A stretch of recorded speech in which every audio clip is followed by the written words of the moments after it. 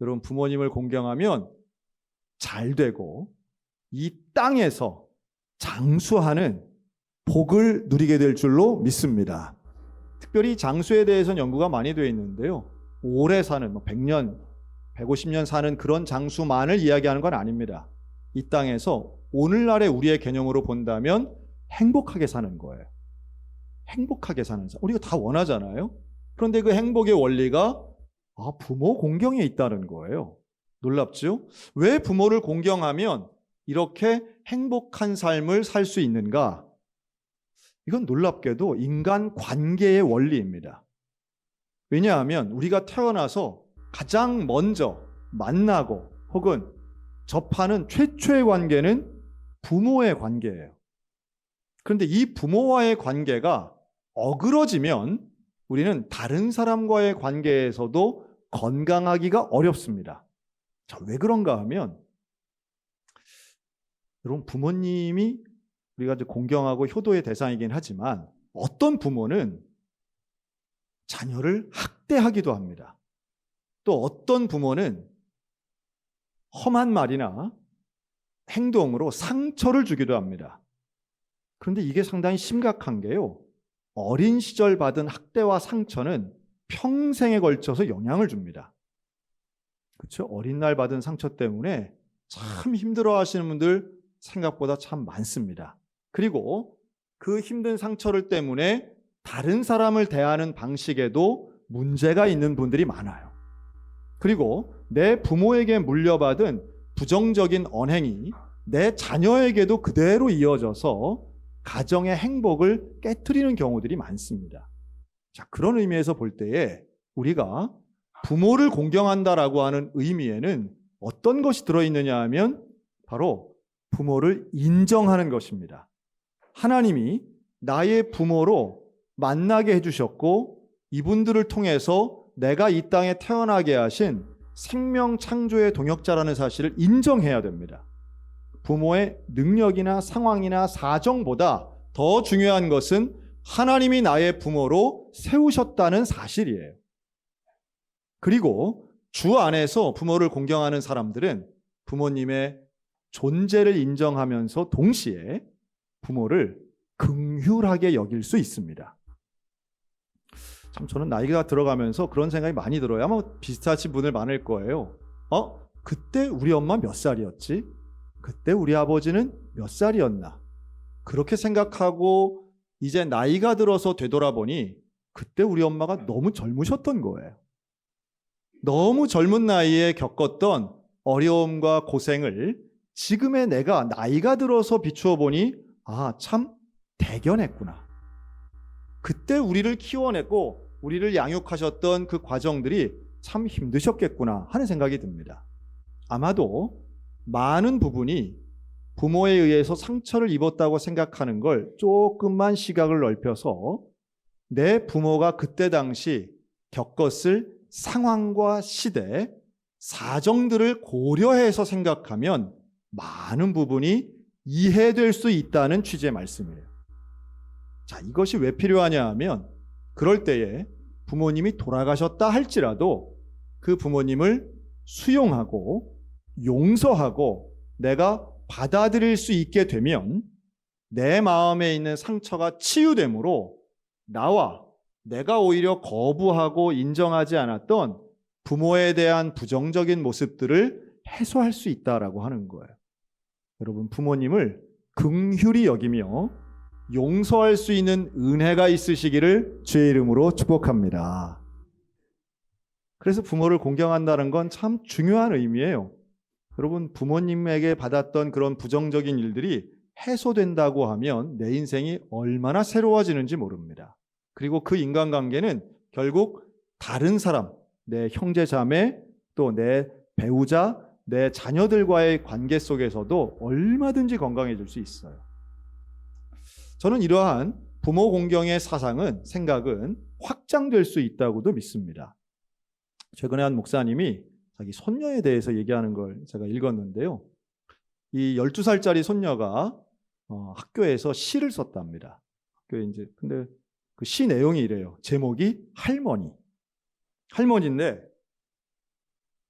내용이 이렇습니다. 할머니, 우리 엄마 낳아줘서 고마워요. 세상에 우리 엄마 같은 사람 없어요. 좀 와닿죠? 엄마를 사랑하는 딸, 엄마가 너무 좋은 거예요. 그런데 그 엄마가 어떻게 내 엄마가 됐나 생각해 보니까 우리 외할머니가 낳아준 거야. 그래서 할머니 너무 고마워요. 이렇게 썼다라고 하면 여러분, 부모 공경의 범주가 사실은 대를 넘어서 아래쪽이나 위쪽이나 모두에게 확장될 수 있음을 기억하셨으면 좋겠습니다. 그리고 이런 가정이 어떻게 불행할 수 있겠어요? 엄마를 사랑하는데 그 엄마를 낳아준 할머니에게 감사한다. 이렇다면 이 3대가 느끼고 있는 그 행복감을 여러분 한번 예상해 보시기 바랍니다. 최근에 나온 교육학적인 조사에 의하면 조부모님이 키우는 아이들의 행복도가 훨씬 더 높다는 연구도 참 많이 있더라고요. 근데 아마 우리 권사님들 중에 그런 분들 참 많으신데 손주 키우시는 분들 있죠.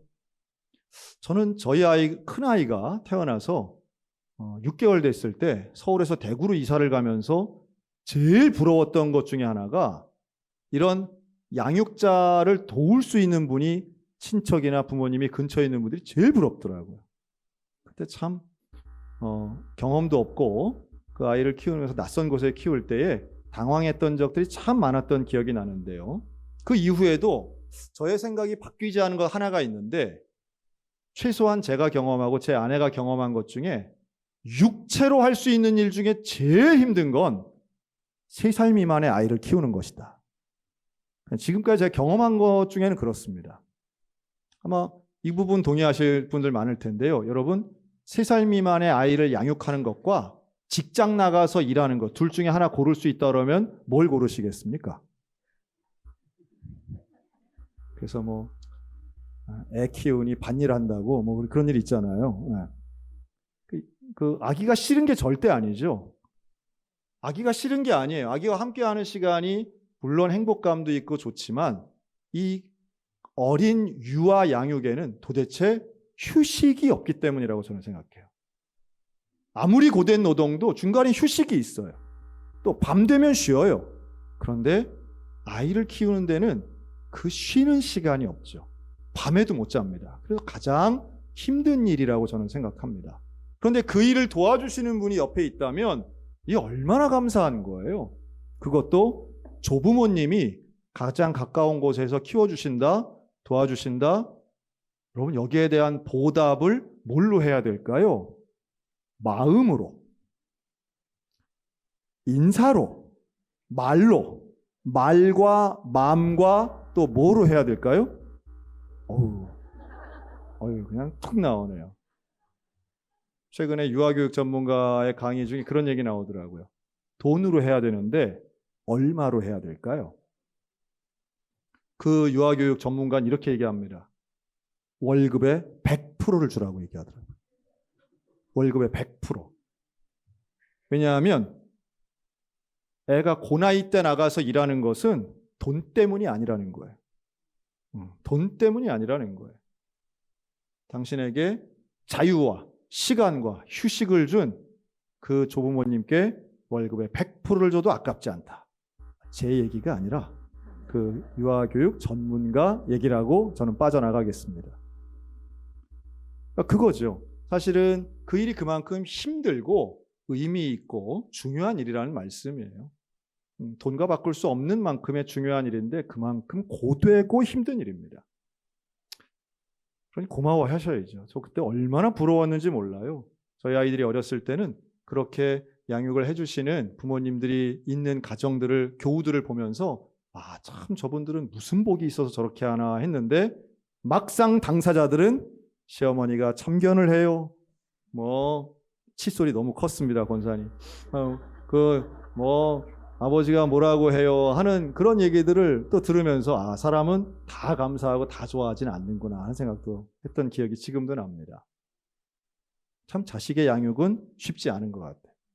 그렇기 때문에 부모를 공경하는 것, 부모는 하나님보다 높진 않죠. 그래서 우리는 주 안에서 부모의 연약함을 인정하면서 하나님의 원리인 공경, 즉 존중과 순종을 잘 따라야 되는데요. 또 하나의 키워드, 양육도 마찬가지입니다. 여러분 자녀 양육에 있어서는 원칙은 있는데 이걸 적용하기는 참 쉽지는 않습니다.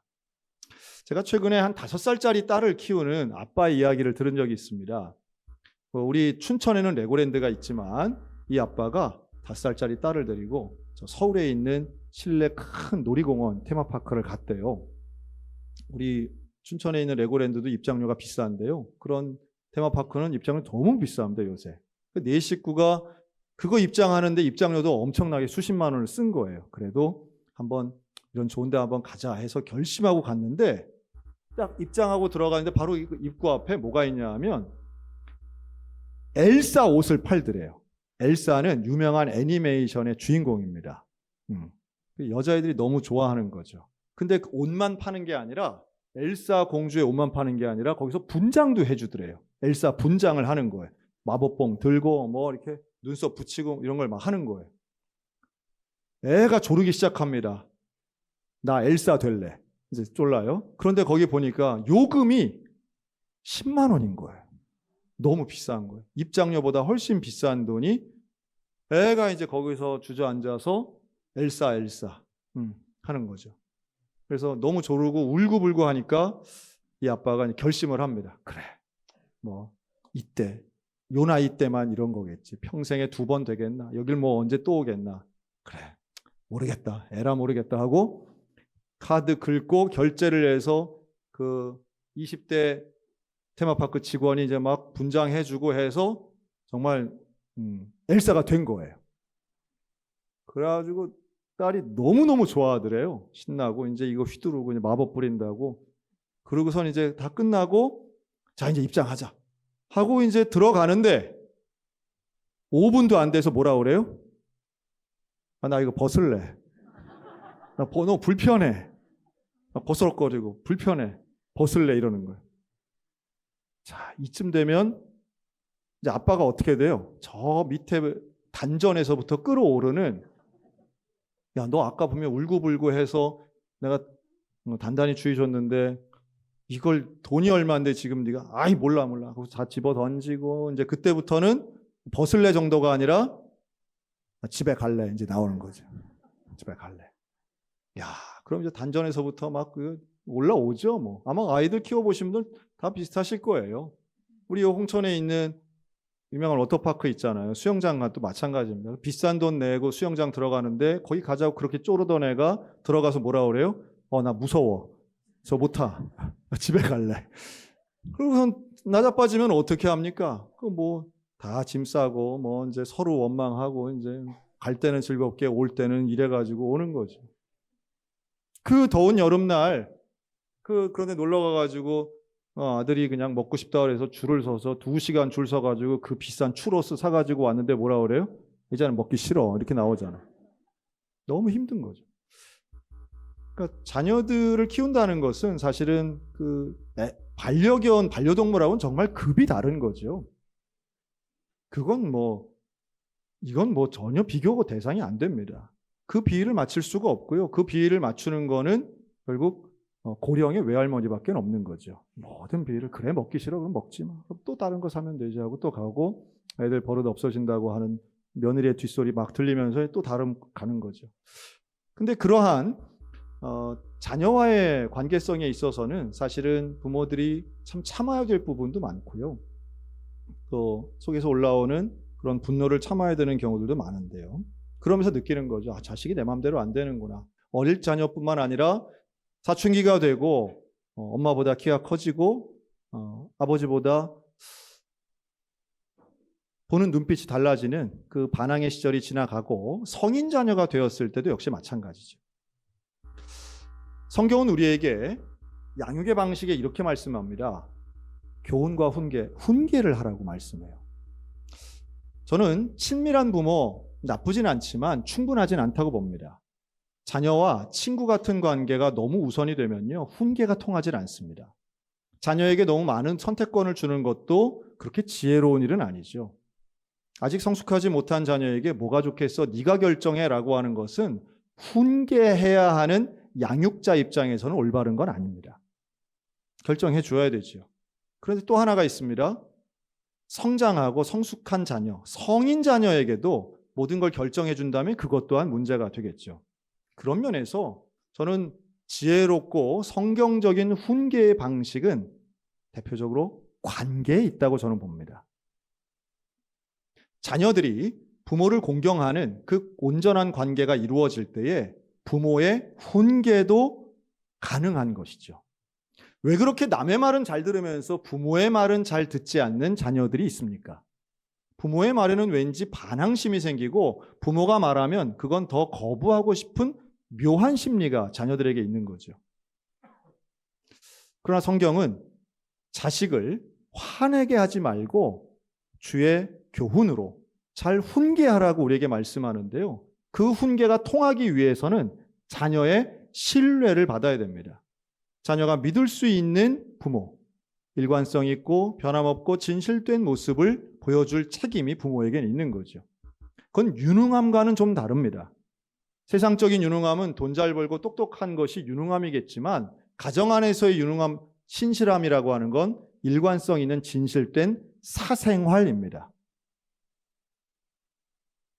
가정 안에서 보여지는 사생활을 통해 자녀들에게 신뢰감을 얻는 부모는 결국 옳은 말, 맞는 말을 할 때에 상대방을 존중하게 됩니다. 여러분, 자녀를 잘 대하셨으면 좋겠습니다.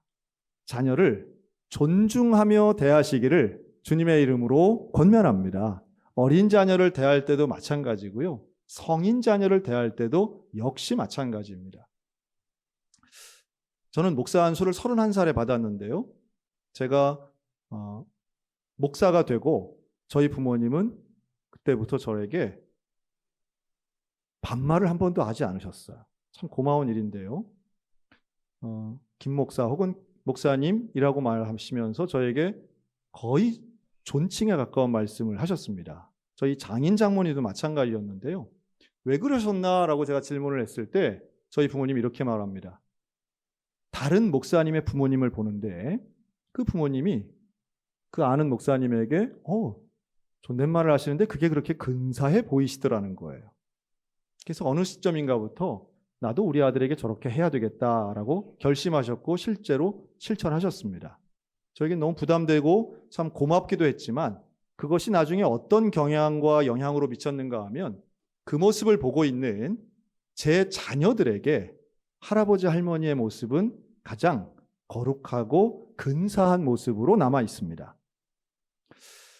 어린 자녀에게는 해당이 안 되겠죠. 너무 어린 자녀에게 존댓말을 하고 모든 결정권을 주는 것은 오히려 가정의 역기능을 불러올 수 있는 가능성이 높은 반면, 그러나 또 한편으로는 저는 자녀가 언제 부모로부터 특별한 존중을 받아야 되는가라고 한다면 저는 자녀가 결혼했을 때라고 봅니다. 성인 자녀가 결혼하여 독립된 가정을 만들었다면 이제는 내 아들임과 동시에 또 하나의 독립된 가정의 가장이 되는 것입니다. 그렇다면 우리가 상대를 부를 때에도 대할 때에도 존중해 주어야 합니다.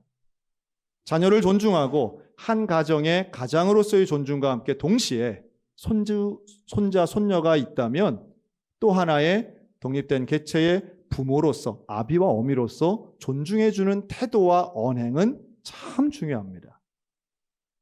특별히 손주들 앞에서 부모의 권위를 상실하게 하는 부정적인 이야기나 흉거리는 없어야 되겠죠. 그건 부부관계도 마찬가지입니다. 자녀들에게 내 인생 이렇게 된 건 다 네 아빠 때문이야. 뭐 이런 식으로 너는 절대로 네 아빠 같은 사람이랑 결혼하면 안 돼. 이런 말 한다면 여러분 그 가정 건강하거나 성장하기 어려울 겁니다. 여러분 자녀들이 제일 듣고 싶은 말 결국은 내 어머니와 내 아버지를 존중하고 인정하고 칭찬하는 말들일 것이고요. 그것이 조부모님을 통해서 또 한 번 증명된다면 그 얼마나 아름답겠습니까? 마찬가지죠. 조부모님에 대해서도 여러분 인정하고 공경하는 말들을 손자 손녀들에게 많이 전해 주시기 바랍니다. 만약 내 딸이 나에게 와서 아빠 사랑해요. 아빠 참 대단해요. 아빠가 있어 참 좋아요. 라고 말한다면 오늘의 아빠가 있게 만드신 분들 너희 할아버지 할머니야.